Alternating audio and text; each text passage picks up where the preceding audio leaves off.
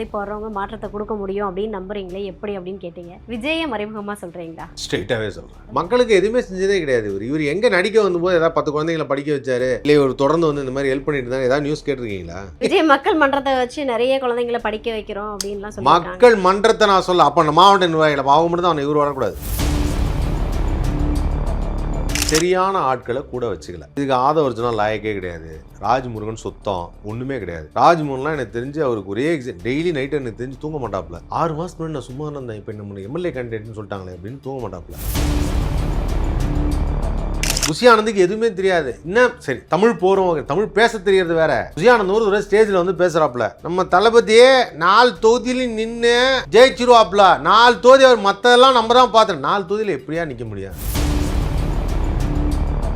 கொள்கை தலைவர் பெரியார் அப்படின்னு வச்சிருக்காரு. கோயிலில் போய் பூஜை பண்ணுறாப்புல, சர்ச்சில் போய் முட்டி போட்டே போகுது வணங்குறாப்புல, இந்த பக்கம் முஸ்லீம் இதில் போயிட்டு எல்லாரும் உட்காந்துருக்காப்புல. நான் என்ன சொன்னேன், கொள்கை தலைவர் பெரியார் நீ தானே சொன்னேன். மதச்சார்பின்மையை மட்டும் நான் எடுத்துக்க மாட்டேன்னார்ல சார். நானும் ஒவ்வொரு தடையும் அவர் பேசும்போது இந்த தடவை திருந்திடுவார், இந்த தடவை திருந்தி வேற மாதிரி பேசுவார். டில் நவ், டில் எஸ்டர்டே மாறவே இல்லை. திருந்துறதுக்கு என்ன சார் தவறு பண்றாரு? இது முட்டி போட்டு அந்த நடந்து போனதை உடனே இன்னைக்கு ஒருத்தர் எடுத்து போட்டான், பவன் கல்யாண் இதே தான் பண்ணார் அப்படின்னு. நம்ம ஹாஸ்பிட்டல் ஸ்டண்ட்னு நினைச்சோம், அதுக்கு போல இதை பண்ணிட்டாப்ல. சார் விஜய் பண்றதை நம்ம அப்படி சொன்னா 75 வருடமா வந்து திமுக இருக்குது. திமுகவோட தலைவர் அங்க பிரதர்ஷனம் பண்ணாங்களா? ஸ்டாலின் அவர்களே வந்து விஜய் பண்றத நிறைய விஷயத்த காப்பி பண்ணிட்டு தான் இருக்காங்க. அதெல்லாம் கிடையவே கிடையாது. நீங்க ஒருத்தரை பார்த்து இன்னொரு நான் அதான் சொல்றேன்ல, அப்ப நீங்க ஒரு சப்போர்ட்டிங் விஜய், அதுதான் இப்ப இந்த கேள்வி கேட்க வரீங்க. கரெக்டா? விஜய் காப்பி அடிக்கிறாங்க, நான் அக்செப்ட் பண்ணிக்கிறேன் சார். அப்ப அதை பார்த்து பண்ணக்கூடிய ஸ்டாலின் அவர்களை நம்ம என்ன சொல்றதுன்னு தான் நான் கேட்கிறேன்.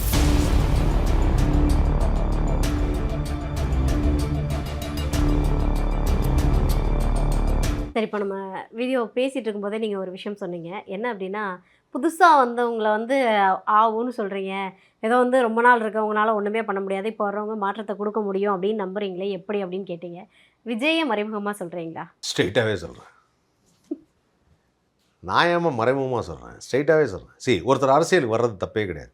ஒருத்தர் அரசியலுக்கு வரும்போது அது எந்த ஒரு தொழிலாக இருந்தாலும், இப்போ நீங்கள் புதுசாக ஒரு சேனல் ஆரம்பிக்கிறீங்கன்னா ஆங்கரிங் பண்ணுறது எப்படி, அதுக்கப்புறம் வந்து என்ன மக்கள் விரும்புகிறாங்க, கேமரா எப்படி ஹேண்டில் பண்ணணும், எப்படி லைட்டை ஃபேஸ் பண்ணணும், இதெல்லாம் கற்றுக்கிட்டு தான் வரணும். எடுத்தோன்னே உட்காந்து நீங்கள் உடனே நான் பேசிடுவேன், நான் பேசுறது நீங்கள் எல்லோரும் பார்க்கணும், நான் புதுசாக ஒன்று பண்ண போகிறேன்னு நீங்கள் சொல்லவே முடியாது. அதுக்குன்னு ஒரு ஃபார்மேட் இருக்குது. அது அரசியலாக இருந்தாலும் சினிமாவாக இருந்தாலும் நீங்கள் ஒரு என்ன சொல்கிறது, ஒரு வியாபாரமாக இருந்தாலும் எல்லாத்துக்குமே ஒரு ஃபார்மேட் இருக்குது. அதை அவர் புரிஞ்சுக்கணும். உள்ளே வந்தார், அரசியலுக்கு வராரு, உள்ளே வரும்போது ஓகே நம்மளுடைய தொண்டர்கள்லாம் இருக்கிறாங்க, நிர்வாகிகள் இருக்காங்க, அவங்களெல்லாம் கூப்பிட்டு வச்சு பேசணும், என்ன ஏதுன்னு பேசணும், எல்லா இடத்துக்கும் போகணும், போய் பார்க்கணும், மக்களை சந்திக்கணும், பிரச்சனைகள் என்னங்கிறத கேட்கணும். இதெல்லாம் கேட்டு அவர் அரசியலை தெரிஞ்சுக்கிட்டு, ஓ இது பிரச்சனையா, இதை எந்த டிபார்ட்மெண்ட் ஹேண்டில் பண்ணுவாங்க, இந்த டிபார்ட்மெண்ட்டா, இதெல்லாம் தெரியணும். இவருக்கு எதுவுமே தெரியாது. இவர் ஆரம்ப காலத்துலேருந்து ஒரு உதவி கூட செஞ்சது கிடையாது. மக்களுக்கு உதவி செஞ்சது, மக்களுக்கு எதுவுமே செஞ்சதே கிடையாது. இவர் எங்கே நடிக்க வந்தபோது ஏதாவது 10 குழந்தைங்களை படிக்க வச்சாரு, இல்லை இவர் தொடர்ந்து வந்து இந்த மாதிரி ஹெல்ப் பண்ணிட்டு இருந்தாங்க, ஏதாவது நியூஸ் கேட்டிருக்கீங்களா? கேட்டதில்லை. ஆனால் பேக் எண்டில் நிறைய என்ன பேக் எண்டில் என்ன பண்ணுற, விஜய் மக்கள் மன்றத்தை வச்சு நிறைய குழந்தைங்களை படிக்க வைக்கிறோம் அப்படின்லாம் சொல்லி. மக்கள் மன்றத்தை நான் சொல்ல, அப்போ மாவட்ட நிர்வாகிகளை அவங்க மட்டும் தான் அவனை இவர் வரக்கூடாது. இவர் ஏதாவது செஞ்சு நீங்கள் பார்த்துருக்கீங்களா? சூர்யா வந்து ஒரு ஃபவுண்டேஷன் வச்சுருக்காரு, செய்கிறாரு. அஜித் சார் செஞ்சதை நிறைய பேர் சொல்லியிருக்காங்க. ஓகே, விக்ரம் சார் செஞ்சுருக்காரு, விஜய் சேதுபதி செஞ்சுக்கிட்டே இருக்காரு. ஆனால் பெருசாக வெளியில் சொல்லிக்கிறதும் கிடையாது. நிறைய பேர் சொல்லியிருக்காங்க. இவர் என்ன, லாரன்ஸு செய்கிறாரு, இவர் என்ன செஞ்சுருக்காரு, யாராவது செஞ்சு இது வரைக்கும் கேள்விப்பட்டிருக்கீங்களா? So he is new to this industry. பொதுநலன், பொதுவாக மக்களை சந்தித்து மக்களுடைய பிரச்சனைகளை கேட்டு மக்களுக்காக செய்கிறதுங்கிறது இவருக்கு புதுசு. அப்படி வரும்போது நீங்கள் எப்படி பேசணும் அப்படின்னா, நான் இதெல்லாம் செய்வேன், நான் இவ்வளோ நல்லது செய்யணும்னு நினைக்கிறேன், அப்படி தான் பேசியிருக்கணுமே தவிர, நான் எனக்கு இப்போ இருக்கிற ஆட்சி பிடிக்கல சொல்லலாம், உரிமை இருக்குது. இதை பற்றி முதல்வர் ஸ்டாலின் சொல்லும்போது அவர் சொல்கிறாரு, அது பல வருஷமாக எந்த கட்சி ஆரம்பித்தாலும் திமுக திட்டி தான் ஆரம்பிப்பாங்க. அதுதான் நடந்துகிட்ருக்கு. 1972 ஆரம்பித்து இப்போ வரைக்கும் எந்த புது கட்சி இருந்தாலும் முதல்ல திமுக திட்டுவாங்க. ஏன்னா அவங்களுக்கு யாரை திட்டுறதுன்னு தெரியாது. ஆனால் திட்டுறது வேற, அதை மட்டுமே பண்ணிகிட்டு இருக்க முடியாது. நீங்கள் என்ன பண்ணுவீங்கிறத ஒன்று சொல்லணும். இவர் ஒரு அறிக்கை விடுறாரு, போய் என்ன சொல்கிறாருன்னா, தெரியுமா தமிழ்நாட்டில் எவ்வளோ கடன் வாங்கியிருக்காங்க தெரியுமா, இவ்வளோ காசு இருக்குது தெரியுமா, அதே நம்ம வந்தால் என்ன பண்ணுவோம் தெரியுமான்னு ஒன்று சொல்கிறார். இவர் சொன்ன கோரிக்கையில் இதெல்லாம் தருவேன் செய்வேன்னு சொன்னதும், இந்த கடன் தொகையும் சொன்னதும் ரெண்டும் ஈக்குவல் ஆகிடுச்சு. இப்போ இதெல்லாம் இருந்தால் தான் அவர் செய்ய முடியும். இவர் மட்டும் என்ன கடன் வாங்காமையா செய்வார்? இவருடைய சொந்த பணத்துலேருந்து எடுத்து கொடுப்பாரா? கொடுக்க மாட்டார். இவர் சொந்த பணத்தில் வந்து ஃப்ளைட்டில் கூட போகிறது கிடையாது. அதுவே ஆதவர்ஜுனா காசு தான். இவர் எங்கே செய்ய போகிறாரு? இவர் எதுவுமே செய்ய மாட்டார். அதுவும் இல்லாமல் இவர் சொல்கிறது வந்து தமிழ்நாட்டில் வந்து இந்த அமௌண்ட்டு சொல்லும்போது ஒரு இடத்துல சொல்கிறாரு, இந்த மீன்பிடி இடைக்கால தடை. ஆமாம், மீன்பிடி இடைக்கால தடையில் கன்னியாகுமரியில் சொல்கிறாப்புல, இது வரைக்கும் உங்களுக்குலாம் 8,000 தந்தாங்க, நாங்கள் ஆட்சிக்கு வந்தால் 20,000 தருவோம்னு. ஏன் 8,000 தந்தாலே தமிழ்நாடு கடன் ஆகிடுச்சுங்கிறீங்க? 20,000 தந்தால் எங்கேருந்து எந்த ஊர் காசுலேருந்து எடுத்துருவோம்? ஆந்திராலேருந்து வந்துடுவியா? புரியுதா உங்களுக்கு? காவல்துறை அதிகாரிகளுக்கு சுழற்சி முறையில் ஒரு நாள் விடுமுறைங்கிறது அது ஆல்ரெடி இருக்குது. இவர் திரும்ப வந்து சொல்கிறாப்புல, எல்லாமே என்ன செய்கிறாருன்னா காப்பி, அதுலேருந்து காப்பி, அதுலேருந்து காப்பி, அதுலேருந்து காப்பி கொஞ்சம் எக்ஸ்ட்ரா, அதுலேருந்து காப்பி கொஞ்சம் எக்ஸ்ட்ரா, இது மாதிரி சொல்லிட்டு நாங்கள் நல்லா சொல்லிட்டோம், எங்களை நீங்கள் தேர்ந்தெடுங்க. நான் ஓப்பனாகவே சொல்கிறேன், மக்கள் வந்து இந்த மாதிரி ஒரு விஷயத்தை கண்டு ஏமாறாதீங்க. விஜய் அரசியலுக்கு வந்திருக்காரு, ஓகே, வரவேற்கத்தக்கது, யார் வேணாலும் வரலாம். ஆனால் சரியான ஆட்களை கூட வச்சுக்கல. அப்படி எல்லாரையும் கூட வச்சுக்கிட்டு கலந்து ஆலோசித்து பண்ணணும். இதுக்கு ஆதவர்ஜுனா லாயக்கே கிடையாது. ராஜ்முருகன் சுத்தம் ஒன்றுமே கிடையாது. ராஜ்முருகன்லாம் எனக்கு தெரிஞ்சு அவருக்கு ஒரே டெய்லி நைட்டு எனக்கு தெரிஞ்சு தூங்க மாட்டாப்புல. 6 மாதம் முன்னாடி நான் சும்மா இருந்தேன், இப்போ நம்ம எம்எல்ஏ கேண்டிடேட்னு சொல்லிட்டாங்களே அப்படின்னு தூங்க மாட்டாப்புல. எனக்கு ராஜ்மோகனை பல வருஷமாக தெரியும். புரியுதா உங்களுக்கு? அவங்களும் எங்களை மாதிரி டெலிவிஷன் தான். ஆனால் என்னென்னா ராஜ்மோகனுக்கு ஒன்றும் தெரியாது. நான் கூட அதாவது என்ன ஆயிடுச்சுன்னா, தமிழில் நல்லா பேசுகிறவனும் மோட்டிவேஷன் ஸ்பீச் பண்ணவனும் நல்ல அறிவாளிங்கன்னு நினச்சிட்டாங்க.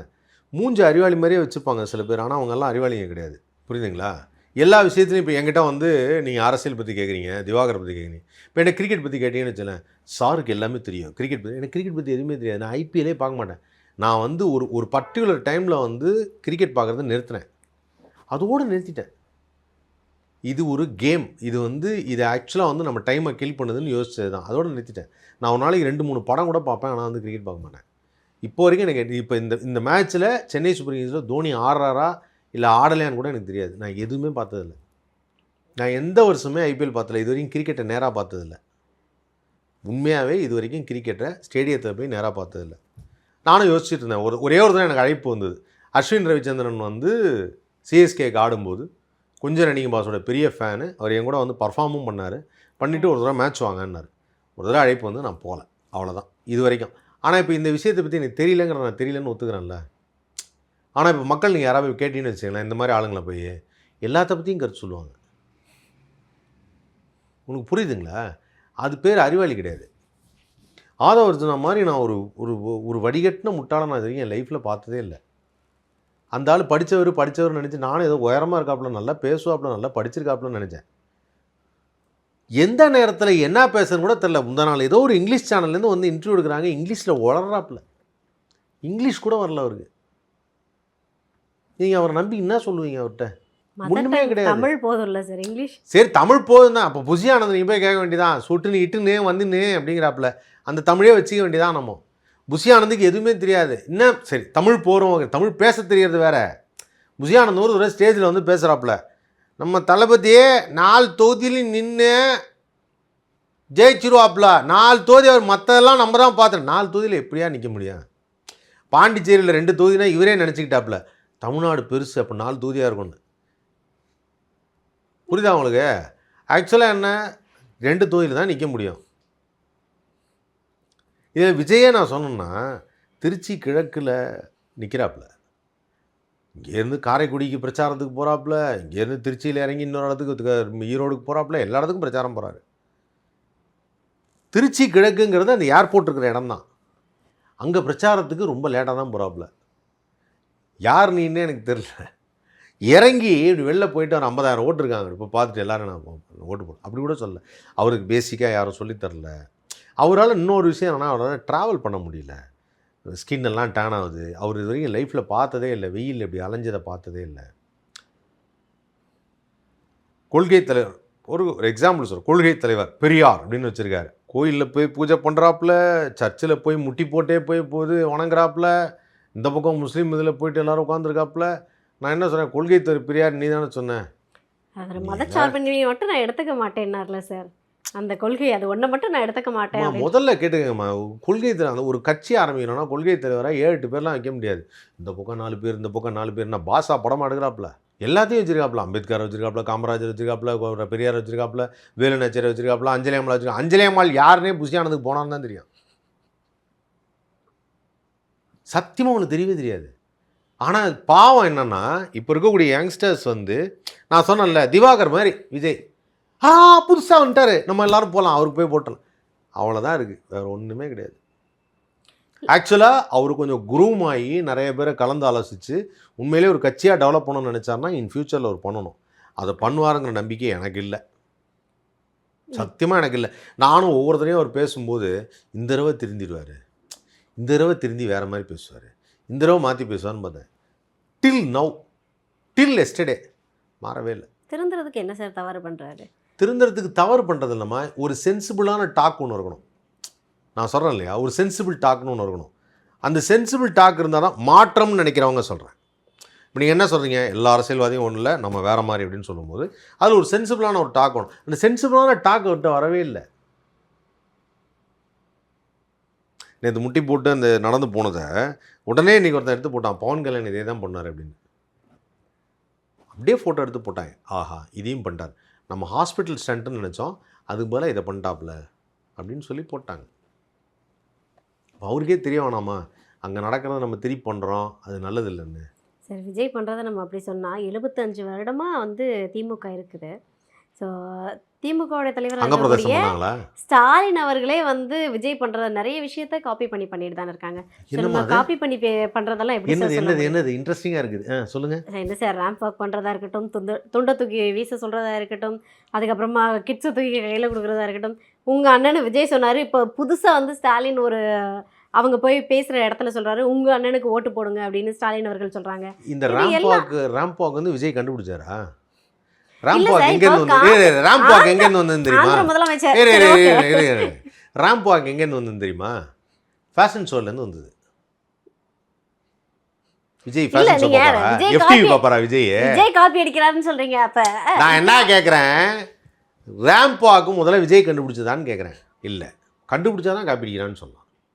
பவன் கல்யாண் ஒரிஜினலாக ஒன்று பண்ணாப்புல, அதை விஜய் இங்கே காப்பி அடிச்சாப்புல. சரியா? பவன் கல்யாண் பண்ணுறது முன்னாடி யார் சைக்கிள் ஓட்டினான்னா எனக்கு தெரிஞ்சு வந்து இந்த அது யார் ஒரு ஒரு ஒரு முனிவர் மாதிரி ஒருத்தர் வருவார், அவர் பேர் மறந்துட்டேன், பதாஞ்சலி. அவர் ஒரு தடவை சைக்கிள் ஓட்டினார், காமெடியாக இருந்தது. அதுக்கப்புறம் எனக்கு தெரிஞ்சு இவர் பவன் கல்யாண் சைக்கிள் ஓட்டினது பார்த்தேன். இப்போ நான் என்ன கேட்குறேன்னா, எது எடுத்தாலும் ஸ்டாலின் காப்பிடிக்கிறாருங்கிறத ரொம்ப அழகாக சொல்கிறீங்களே, எப்படி இதை வச்சு சொல்கிறீங்கன்னு எனக்கு தெரியல. ரேம்ப் குழந்தைங்களை தூக்கி கையில் கொடுக்கறது விஜய் பண்ணார், அதை ஸ்டாலின் காப்பிடிக்கிறாரா? உதயநிதி சார். இப்போ நான் என்ன சொல்கிறேன், மக்கள் நல்லா தெரிஞ்சுக்கங்க. கட்சி ஆரம்பித்ததுலேருந்து பல வருடங்களாக அரசியல் கட்சியில் குழந்தைக்கு பேர் வைங்கன்னு சொல்கிறதும், என் பையனை நீங்கள் தூக்கி வச்சுக்கணும் ஃபோட்டோ எடுங்கன்னு சொல்கிறதும் எப்போல்லாமல் நடந்திருக்கு. ஏன் இன்க்ளூடிங் நான் கொஞ்சம் நடிகை மாஸ் பண்ணும்போது என் குழந்தைய தூக்கி வச்சு ஒரு ஃபோட்டோ கொடுங்க சார்னு கேட்டிருக்காங்க. அப்போல்லாம் விஜய் கட்சி ஆரம்பிக்கல, நல்லா கேட்டுங்க, கட்சி ஆரம்பிக்கல. அப்போ விஜய் என்ன பார்த்து காப்பிடிச்சாரா? தூக்குறது இல்லை சார், விஜய் தோளில் தூக்கி வச்ச மாதிரியே தூக்கி வச்சிருப்பாங்க. விஜய் தோளில் தூக்கி வச்சதே பவன் கல்யாண் பண்ணது தான். அதுதான் சார். இப்போ நான் என்ன கேட்குறேன்னா, முதல்ல நல்லா கேட்டுக்கங்க, அவர் தோளில் உதயநிதி தோலெல்லாம் தூக்கி வைக்கல, அவன் கேரவனில் ஏறி நின்றுட்டு இருந்தான் பக்கத்தில், அவர் தோலெல்லாம் தூக்கி வைக்கல, அதெல்லாம் கிடையவே கிடையாது. நீங்கள் ஒருத்தரை பார்த்து இன்னொருத்தர், நான் அதான் சொன்னேன்ல, அப்போ நீங்கள் your supporting Vijay, your supporting Divakar, அதுதான் இப்போ இந்த கேள்வி கேட்க வரீங்க. கரெக்டா? விஜய் ஸ்ட்ரைட்டாகவே நான் சொல்கிறேன், அக்செப்ட் பண்ணிக்கிறேன் சார். அப்போ அதை பார்த்து பண்ணக்கூடிய ஸ்டாலின் அவர்களை நம்ம என்ன சொல்கிறதுன்னு தான் நான் கேட்குறேன். மதிப்பிற்குரிய முதல்வரோ உதயநிதி ஸ்டாலினோ அதை பார்த்தெல்லாம் காப்பிடிக்கல. அது ஆண்டாண்டு காலமாக இவங்க எல்லாரும் வாக்கிங் போகிறதோ நடைபயணம் போகிறதோ இதெல்லாம் ஏற்கனவே செஞ்சுட்டாங்க. புரியுதா உங்களுக்கு? இவர் வேன் மேலே ஏறி நின்று பேசுகிறது மற்ற கட்சி எல்லாரும் இதுக்கு முன்னாடி பேசுனாங்க. இப்போ இவர் அதை பார்த்து காப்பிடிக்கிறாரா? ஏன் விஜய் காப்பிடிக்கிறான்னு சொல்லவே மாட்டேங்கிறீங்க? விஜய் வந்து மற்ற கட்சிகள் காப்பிடிக்கிறாங்கிறீங்க. நான் அக்செப்ட் பண்ணிக்கிறேன் சார். ஆந்திர முதலமைச்சரை பார்த்து தான் அவர் ரேம்ப் வாக் பண்ணார், அதான் சரி. இப்போ நான் என்ன கேட்குறேன்னா, விஜய் காப்பி அடிக்கிறாரு சரி, இத்தனை வருஷமாக கட்சியில இருந்து 75 வருட கால அனுபவம் உள்ள எல்லா கூட்டத்திலையும் இந்த ரேம்ப் வாக்கெல்லாம் கிடையாதுமா. எல்லா கூட்டத்திலையும் இந்த ரேம்ப் வாக்கெல்லாம் கிடையாது. அது ஏதோ மாநாடு நடத்தினப்போ பண்ணது, அவ்வளோதானே. அதில் என்ன இருக்குது? அது இப்போ வந்த டிசைன், அது இப்போ ஸ்டேஜ் போடுற டிசைன் அது.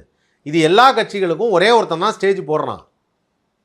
எல்லா கட்சிகளுக்கும் ஒரே மாதிரியான ஸ்டேஜ் டிசைன் தான் போடுறாங்க. புரியுதா உங்களுக்கு? அது லேட்டஸ்ட்டாக அந்த டிசைனு. இப்போ அவர் வெள்ளை சட்டை போட்டாங்கனால இவர் வெள்ளை சட்டை போட்டாரா? அவர் அந்த பேண்ட் போட்டதுனால இவர் இந்த பேண்ட் போட்டாரா? வேற இப்போ விஜய் உங்களுக்கு மகான்னு சொல்லணும். அப்படியெல்லாம் சொல்லணும் அவசியம் இல்லை. நீங்கள் அதான் சொல்ல வரீங்க. வேணா நீங்கள் வச்சுக்கோங்க, விஜய் மகானா வச்சுக்கோங்க. எனக்கு அதில் உடன்பாடு கிடையாது. அவ்வளோதான். நீங்கள் விஜய் பார்த்தா இன்னொருத்தர் காப்பிடிக்கான்னு சொல்லி வேற யாராவது சொல்லிடாதீங்க. ரொம்ப கேவலமாக இருக்குது. விஜயை பார்த்து யாரும் எந்த காப்பி அடிக்கல. விஜய் தான் உலகத்திலேயே அதிக காப்பி அடிச்சிருக்காப்புல. ரஜினிகாந்தோட ஸ்டைல் அடிச்சிருக்காப்புல, ஆனால் ரஜினிகாந்தே குறை சொல்லுவாப்புல. கலைஞர் ரோல் மாடல்னு சொல்லுவாப்புல, ஆனால் ஸ்டாலினே குறை சொல்லுவாப்புல. சார் விஜய் மேலே இவ்வளோ குற்றச்சாட்டுகள் வைக்கிறீங்களா? ஆனால் அதே விஜயை நம்பி தானே இன்றைக்கி லட்சக்கணக்கான மக்கள் விஜய் எங்கே போனாலும் வந்து பார்க்குறதுக்கு தயாராக இருக்காங்க. ஒரு நடிகனை எங்கே போனாலும் வந்து பார்ப்பாங்க. சார் விஜய் அவர்களுக்கு வர்ற கூட்டம் இப்போ எல்லாம் நான் உங்களுக்கு கேட்குறேன், நான் வெளில போகிறேன்னா 10 பேர் ஃபோட்டோ எடுக்கிறாங்க. ஆளுக்கு 500 எனக்கு கடன் தாங்கன்னு தந்துடுவாங்களா? தர மாட்டாங்க. புரியுதா உங்களுக்கு? போங்க சார், நீங்கள் போய் கேட்குறீங்க அப்படின்னு சொல்லிட்டு ஜாலியாக சிரிச்சுட்டு போயிடுவாங்க. அது மாதிரி தான் அது. ஒரு நடிகனை பார்ப்பதற்கு எப்பவுமே கூட்டம் வரும். சிரஞ்சீவிக்கு மாபெரும் கூட்டம் வந்தது ஆந்திராவில். ஆனால் அது ஓட்டாக மாறலை. புரியுதுங்களா? இதில் வந்து நம்ம ஒரு விஷயம் புரிஞ்சிக்க வேண்டியது என்னென்னா, விஜய் போன்ற ஆர்டிஸ்ட்லாம் இன்னும் கொஞ்சம் டெவலப் ஆகணும்னு நினச்சாருன்னா கரெக்டான ஆளுங்களை வச்சு டெவலப் ஆகணும். ஸோ நீங்கள் ஒரு சக கலைஞர், நிறைய சினிமா படங்கள் இதெல்லாம் நடிச்சிருக்கீங்க. இப்போ விஜயை முடக்கணுன்றதுக்காக தானே ஜனநாயகனை அவசரமாக லீக் பண்ணுறாங்க. ஸோ தாவேக தரப்புல விஜயை முடக்கணும்னு யார் இன்னுமா எல்லாத்தையுமே சார், தப்பு ஆமாம் தப்பா சார், சொல்றாங்க. தாவேக தரப்புலேருந்து என்ன சொல்கிறாங்கன்னா, இதுக்கு பின்னாடி வந்து உதயநிதியும் எல் முருகனும் தான் இருக்காங்க அப்படின்றாங்க. ஐயோ, ஒரு தாவேகா பர்சன் வந்து என்னை இன்டர்வியூ எடுக்கிறத இன்றைக்கி தான் நான் யோசிச்சுட்டு இருக்கேன். நான் இப்போது ஓகா தெரியாமல் உட்காந்துட்டோமோ அப்படின்னு. சரி, ஓகே, என்ன குற்றச்சாட்டுமா இப்போது? இப்போ தாவேக தரப்புலேருந்து என்ன சொல்கிறாங்கன்னா, உதயநிதி அவர்களும் எல் முருகனும் தான் வந்து ஜனநாயகன் படத்தை லீக் பண்ணாங்க அப்படின்றாங்க. பாவம், 2 பேருக்கு வேறு வேலை இல்லை. இல்லை, நீங்கள் ஒரு சக கலைஞன் ஒரு படத்தை வந்து அது தயார் பண்ணி எப்படிமா? எப்படி அது படத்தை வந்து ஹெச்டி பிரிண்டில் சென்சாருக்கு போகிறதுக்கு முன்னாடி இருக்கிற ஒரு பிரிண்ட்டை அவங்க ரிலீஸ் பண்ணியிருக்காங்க. 14ஆம் தேதின்னு டேட்டு போட்டு ரிலீஸ் பண்ணியிருக்காங்க. அது எப்படி போய் எல் முருகன் ரிலீஸ் பண்ணார்? சென்சார் போர்டு தப்பா அப்போது? இந்த படம் இருக்கிறது 2 பேர் கையில் தான். ஒன்று சென்சார் போர்டு கையில் இருக்கணும், இன்னொன்று படக்குழு. சென்சார் போர்டு அப்படிலாம் வச்சுக்க மாட்டாங்க. சென்சார் போர்டு வந்து ப்ளே பண்ணுறதுக்கு முன்னாடி பாஸ்வேர்டு போட்டாங்கன்னா ஒரு கீ ஓடிபி மாதிரி போகும். ப்ரொடியூசர் ஓப்பன் பண்ணால் தான் வரும், இல்லைனா வராது. பல கோடி போட்டு அவங்களே ஏன் சார் லீக் பண்ண போகிறாங்க? அது பல கோடி போட்டு அவங்க ஏன் ரிலீஸ் பண்ண போகிறாங்கிறத அவங்கள்ட்ட தான் நீங்கள் கேட்கணும். அவர் காசு கொடுத்துருந்தாருன்னா சரி, ஓகே, இந்த காசெல்லாம் நீங்கள் வச்சுக்கோங்க, போட்ட காசு இவ்வளோ தான், நான் சம்பளம் வாங்கலை, ஃபைன், இது அப்படியே ரிலீஸ் பண்ணிக்கலாம் அப்படின்னு சொல்லுங்கள். ஏன்னா அந்த படம் ரிலீஸ் ஆகிறதுனால யாருக்கு ஆதாயம்? இந்த படத்தை ரிலீஸ் பண்ணணும்னு யார் நினச்சா? விஜய் அவர்கள். அப்போ ரிலீஸ் ஆச்சுன்னா யாருக்கு ஆதாயம்? சார் இதெல்லாம் லாஸ் தானே ஏற்படும். ரிலீஸ் ஆனால் யாருக்கு ஆதாயம்? ரிலீஸ் மேபி ப்ராப்பராக ரிலீஸ் ஆயிருந்தா யாருக்கு ஆதாயம்? விஜய்க்கு ஆதாயமாக இருந்திருக்கும். விஜய்க்கு ஆதாயம். விஜய்க்கு ஆதாயமாக இருக்கிற ஒரு விஷயத்தை எப்படி போய் மற்ற கட்சிகள் போய் நாங்கள் ரிலீஸ் பண்ணுறோன்னு சொல்லுவாங்க? அதுவும் எலெக்ஷன் டைமில் போய் எதை எப்படி பண்ணுவாங்க? கடைசியில் பிடிச்சிட்டாங்க. பிடிச்சோன்னா எல்லாரும் உதவி எடிட்டர்ஸ் தான் பண்ணாங்க. உதவி எடிட்டர்ஸ்க்கும் எல் முருகனுக்கும் என்ன சம்பந்தம்? ஆனால் நான் சொல்கிறேன், அது உதவி எடிட்டர்ஸே பண்ணல. உதவி எடிட்டர்ஸை பண்ண வச்சதே இவங்க டீம் தான். அவங்கள போய் ஏதோ பழியத்துக்கு சொல்லியிருக்காங்க, அவ்வளோதான். எனக்கு தெரிஞ்சு இதில் வாய்ப்பே கிடையாது. இது இவங்க டீம்லேயே பண்ணது தான். நல்லா கிடையாது. அவர் ஒன்று செஞ்சிருந்தாங்கன்னா ஊரில் உள்ள அத்தனை பேர் ஸ்தம்பிச்சு போய் கண்டனம் தெரிவிக்கிறாங்க. விஜய் கண்டனமே தெரிவிக்கலையே. மகானா இல்லை, மாபெரும் மகான். அவர் வாயே திறக்க மாட்டார். ரொம்ப தப்புமா. அவர் ஒரு நல்ல நடிகராக இருந்தார். நடிகராக இருந்தவர் பெரிய கிரேசி ஸ்டாராக இருந்தார் எல்லாருக்கும். அது வரைக்கும் ஓகே. பட் இப்போ அவர் பண்ணுற விஷயங்கள், அவர் வாயை திறந்து பேச ஆரம்பிச்சிருந்து அவர் மேலே உள்ள மரியாதை, மதிப்பு எல்லாமே போயிடுச்சு. Everything is wrong. இப்போ விஜய் அவர்களால் எந்த ஒரு மாற்றமும் நிகழாதுன்னு நினைக்கிறீங்களா? இப்போ நடக்காது. விஜய் கூட சில பேரை வச்சுக்கணும், சில பேரை ஆலோசிக்கணும். அவர் உண்மையான அவங்களுடைய தொண்டர்களை, அவங்களுடைய ரசிகர்களை கூப்பிட்டு உட்கார வச்சு பேசி மக்களுடைய பிரச்சனை என்னன்னு தெரிஞ்சுக்கணும். அப்போ தான் நீங்கள் ஒரு ஸ்ட்ராங்கான ஒரு விஷயத்தை சொல்ல முடியும். உங்களுக்கு புரியுதா? ஒரு கட்சி வேணாம், இந்த ஆட்சி வேணான்னு சொல்லும்போது என்ன பண்ணணும்னு தெரியணும். இது எனக்கு வேணான்னு சொன்னால் வேணான்னு சொல்லி எனக்கு என்ன வேணுங்கிறது தெரியணும்ல. வேணான்னு சொல்கிறது மட்டும் தெரிஞ்சு பிரயோஜனம் இல்லை. புரியுதுங்களா? அப்போ இவர் அது மாதிரிலாம் ட்ரெயின் பண்ணிக்கிட்டா உண்டு. அது நடக்குமா நடக்காதாங்கிறது தெரியாது. ஏன்னா அவர் வந்து அதுக்கான முயற்சியில் கூட என்ன இறங்கலை. கரூர் சம்பவத்துக்கு அப்புறம் இப்போ கரூரில் போய் பிரச்சாரம் பண்ணி கரூரில் போய் மக்களை சந்திச்சிருக்கணும், போவே இல்லையே. புரியுதா? ஒருத்தர் வீட்டுக்கு தெரிஞ்சோ தெரியாமலோ நம்ம கூட்டத்துக்கு வந்ததில் ஒருத்தருக்கு அவங்க வீட்டில் வந்து ஒரு அசம்பாவிதம் நடந்து போச்சு. இறந்து போயிட்டாங்க.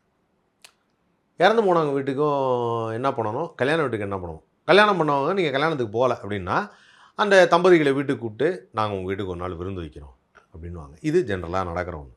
சரியா? ஆனால் அதே வந்து யார் வீட்லையாவது சாவு நடந்துருச்சு அப்படின்னா நாம தான் போய் சாவு வீட்டில் விசாரிக்கணும். நீங்கள் எங்கள் வீட்டுக்கு வாங்க, நான் உங்களை விசாரிச்சுக்கிறேன்னு சொல்லக்கூடாது. உலகத்திலேயே சாவு வீட்டுக்கு போகாமல் அவங்கள வீட்டுக்கு வர வச்சு இங்கே வர வச்சு விசாரித்த முதல் மகான் விஜய் தான். வாய்ப்பே இல்லை. ஏற்கனவே அவர் வீட்டை விட்டு வெளில வர மாட்டார். முந்தா நாள் ஒரு நியூஸ் பார்க்குறேன், வீட்டு வாசலில் கோலம் போட்டு வச்சுருக்காங்க. இதான் சாக்குன்னு வீட்டை விட்டே வெளில வர மாட்டார். ஐயோ கார் எடுத்தால் அழிஞ்சிருமே கோலம். புரியுதா?